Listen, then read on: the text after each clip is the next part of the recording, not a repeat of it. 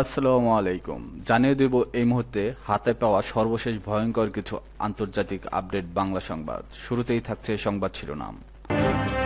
শুরুতেই জানিয়ে দেব ইসরায়েলের ২৮ আকাশযান ভূপাতিত, দাবি ইরানের।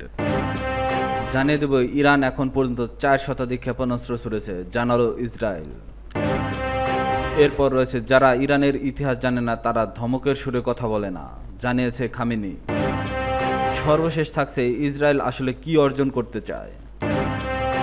এখন শুনছিলেন সংবাদ শিরোনাম, এবার বিস্তারিত। প্রিয় দর্শক, আপনি যদি এই চ্যানেলে নতুন হয়ে থাকেন, ভিডিওটি দেখতে দেখতে চ্যানেলটি সাবস্ক্রাইব করে আমাদের সাথেই থাকুন। ইসরায়েলের ২৮ আকাশযান ভূপাতিত, দাবি ইরানের। মধ্যপ্রাচ্যে উত্তেজনার নতুন মাত্রা যোগ হয়েছে ইরানের সাম্প্রতিক একটি সামরিক ঘোষণায়। তেহরান জানিয়েছে গত ২৪ ঘন্টায় ইসরায়েলি বিমান বাহিনীর ২৮টি আক্রমণকারী আকাশযান তারা ভূপাতিত করেছে। অভূতপূর্ব এই ঘোষণা এমন এক সময় এসেছে যখন ইরান ইসরায়েল সরাসরি সামরিক সংঘাতে জড়িয়ে পড়েছে। এমনকি এতে যুক্তরাষ্ট্রের সরাসরি হস্তক্ষেপের আলোচনা জোরালো হচ্ছে। কী ধরনের আকাশযান ভূপাতিত হয়েছে? ইরানের রাষ্ট্রায়ত্ত সংবাদ সংস্থা ও সামরিক সূত্র বলেছে ভূপাতিত ২৮টি আকাশযানের মধ্যে রয়েছে হারমেস ড্রোন। এটি মূলত একটি দূরপাল্লার নজরদারি ও আক্রমণাত্মক ড্রোন যা ইসরায়েলিরা প্রায়শই গাজা, লেবানন ও সিরিয়ায় ব্যবহার করে। F-16 ও F-35 যুদ্ধবিমান। ইরানি সূত্র দাবি করেছে কয়েকটি ম্যান্ড বিমান ও লক্ষ্যবস্তু পরিণত হয়েছে, যদি এ দাবি স্বাধীনভাবে যাচাই করা যায়নি। বিশেষ মিশনের ইলেকট্রনিক ওয়ারফেয়ার প্ল্যাটফর্ম। ইরান বলছে তারা ইসরায়েলি ইলেকট্রনিক হামলার সক্ষমতা রোধ করেছে। আন্তর্জাতিক প্রতিক্রিয়া।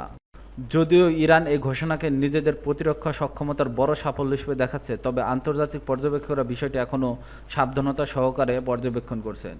যুক্তরাষ্ট্র বা ইউরোপীয় ইউনিয়ন এখন পর্যন্ত আনুষ্ঠানিকভাবে ইরানের দাবি সম্পর্কে কোনো মন্তব্য করেনি।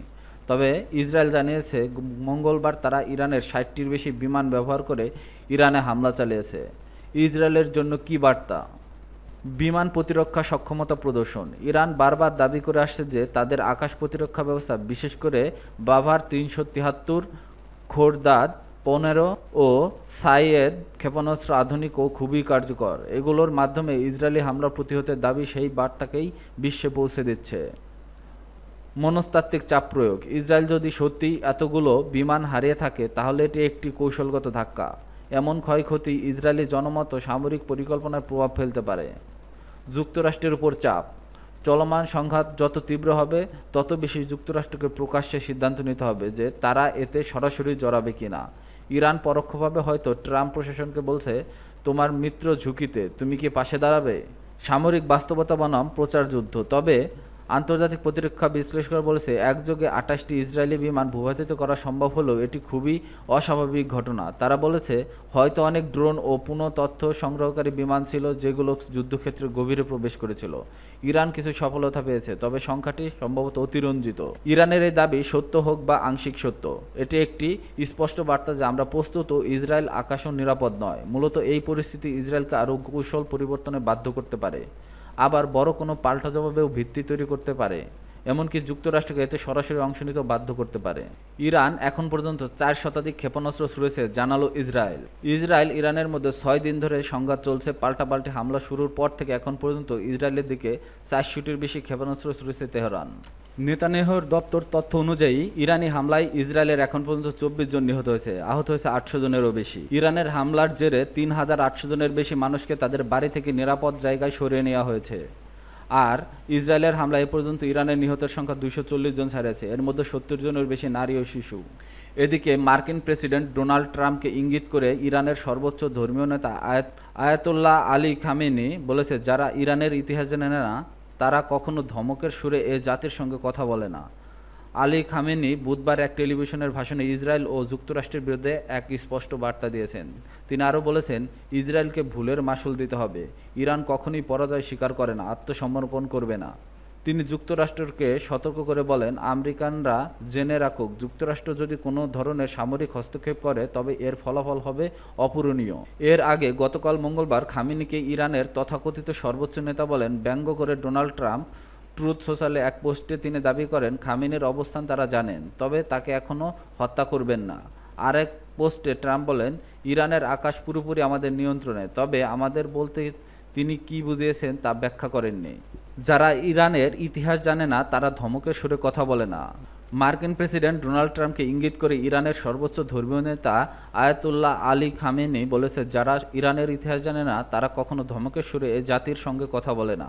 খবর আল জাজিরার। আলী খামেনি বুধবার এক টেলিভিশনে ভাষণে ইসরায়েল ও যুক্তরাষ্ট্রের বিরুদ্ধে এক স্পষ্ট বার্তা দিয়েছেন। তিনি আরও বলেছেন, ইসরায়েলকে ভুলের মাসুল দিতে হবে। ইরান কখনোই পরাজয় স্বীকার করে না, আত্মসমর্পণ করবে না। তিনি যুক্তরাষ্ট্রকে সতর্ক করে বলেন, আমেরিকানরা জেনে রাখুক, যুক্তরাষ্ট্র যদি কোনো ধরনের সামরিক হস্তক্ষেপ করে তবে এর ফলাফল হবে অপূরণীয়। এর আগে গতকাল মঙ্গলবার খামেনিকে ইরানের তথাকথিত সর্বোচ্চ নেতা বলে ব্যঙ্গ করেন ডোনাল্ড ট্রাম্প। ট্রুথ সোশ্যালে এক পোস্টে তিনি দাবি করেন, খামেনির অবস্থান তারা জানেন, তবে তাকে এখনই হত্যা করবেন না। আর এক পোস্টে ট্রাম্প বলেন, ইরানের আকাশ পুরোপুরি আমাদের নিয়ন্ত্রণে, তবে আমাদের বলতে কি বুঝিয়েছেন তা ব্যাখ্যা করেননি। এরপর আরেকটি পোস্টে তিনি লিখেছেন, শর্তহীন আত্মসমর্পণ। এর মাধ্যমে মূলত ইরানকে আত্মসমর্পণের ইঙ্গিত দিয়েছেন তিনি। ইসরায়েল আসলে কি অর্জন করতে চায়? গাজা, লেবানন, সিরিয়া ও ইয়েমেনের পর যুদ্ধবাজ ইসরায়েল গত 13 জুন থেকে ইরানে হামলা চালানো শুরু করে। এরপর থেকে একটা বড় প্রশ্ন লেগেই থাকে, তা হলো ইসরায়েলের চূড়ান্ত লক্ষ্য আসলে কি? ইসরায়েলি সামরিক কর্মকর্তারা বলেছে, এটি ছিল একটি পূর্বাভাসভিত্তিক হামলা। ইরানের পারমাণবিক কর্মসূচিকে ক্ষতিগ্রস্ত করাই ছিল এর মূল লক্ষ্য, কারণ ইরান নাকি পারমাণবিক অস্ত্র তৈরির দ্বারপ্রান্তে পৌঁছে যাচ্ছিল। যদিও তারা এ দাবির পক্ষে কোনো প্রমাণ উপস্থাপন করেনি, বরং যুক্তরাষ্ট্রসহ আন্তর্জাতিক সম্প্রদায়ের সাম্প্রতিক মূল্যায়নে বলা হয়েছে, ইরান এখনও তার পারমাণবিক কর্মসূচি অস্ত্রায়নের সিদ্ধান্ত নেয়নি। 2003 সালে তারা এই পরিকল্পনা ত্যাগ করেছে। পারমাণবিক অস্ত্র বিস্তার রোধ চুক্তির সদস্য রাষ্ট্র ইরান বলে আসছে, তারা শান্তিপূর্ণ পারমাণবিক প্রযুক্তির অধিকার রাখে। একই সঙ্গে তারা বারবার পরমাণু অস্ত্র অর্জনের চেষ্টা করার অভিযোগ অস্বীকার করে আসছে। অন্যদিকে ইসরায়েল যদি এনপিটি এর সদস্য নয়, উল্টো ধারণা করে যে তাদের নিজস্ব পারমাণবিক অস্ত্র রয়েছে। যুদ্ধবাজ হিসাব খ্যাত সেই দেশটি বারবারই ইরানের এসব বক্তব্য প্রত্যাখ্যান করে এসেছে এবং বারবার হামলার হুমকি দিয়েছে। এরই জেরে গত 13 জুন ইসরায়েলি হামলা শুরুর ঠিক আগের দিনে 12 জুন আন্তর্জাতিক পরমাণু পর্যবেক্ষক সংস্থা আইএইএ জানায়, ইরান 2 দশকে প্রথমবারের মতো তার অসম্প্রসারণ বাধ্যবাধকতা ভেঙেছে। মূলত বিশেষ উদ্বেগ তৈরি হয়েছে ইরানের সমৃদ্ধকৃত ইউরেনিয়ামের মজুদের পরিমাণ নিয়ে, যা একদিকে যেমন বিদ্যুতের চুল্লির জ্বালানি তৈরি করতে পারে, তেমনি পারমাণবিক অস্ত্র তৈরিতেও ব্যবহারযোগ্য। আইএইএ আরও জানায়, ইরান 60% বিশুদ্ধতা ইউরেনিয়াম সমৃদ্ধ করেছে, যা পরমাণু অস্ত্র মানের কাছাকাছি। উপরন্তু এতে অন্তত 9টি পারমাণবিক বোমা তৈরির উপযোগী উপাদান রয়েছে।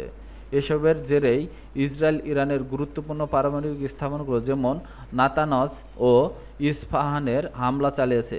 এছাড়াও ইরানের সামরিক ঘাঁটি, জ্বালানি অবকাঠামো, সরকারি ভবন, আবাসিক এলাকাও ইসরায়েলের লক্ষ্যবস্তু হয়েছে। তবে এখনও ফোর্দোর উপর কোনো হামলা হয়নি। সেখানে একটি প্রধান পারমাণবিক কেন্দ্র গভীর পাহাড়ের নিচে অবস্থিত। তাছাড়া ইসরায়েলের কাছে এমন বোমা নেই যা সেখানে আঘাত আনতে পারে, তা আছে কেবল যুক্তরাষ্ট্রের কাছে। ইসরায়েলের পাল্টা হামলা চালানোয় ইরান বলছে, এটি একটি আগ্রাসী যুদ্ধ এবং তাদের আত্মরক্ষার অধিকার রয়েছে। এ অবস্থায় যদি যুক্তরাষ্ট্র সরাসরি যুদ্ধে জড়ায়, তাহলে এর ফলে বড় পরিসরের সংঘাত শুরু হতে পারে। কারণ ইরান হুঁশিয়ারি দিয়েছে, তারা আঞ্চলিক মার্কিন ঘাঁটিতে হামলা চালাবে এবং ইরানের মিত্র বাহিনীগুলো যেমন ইরাক ও ইয়েমেনের গোষ্ঠীগুলো এতে জড়াতে পারে।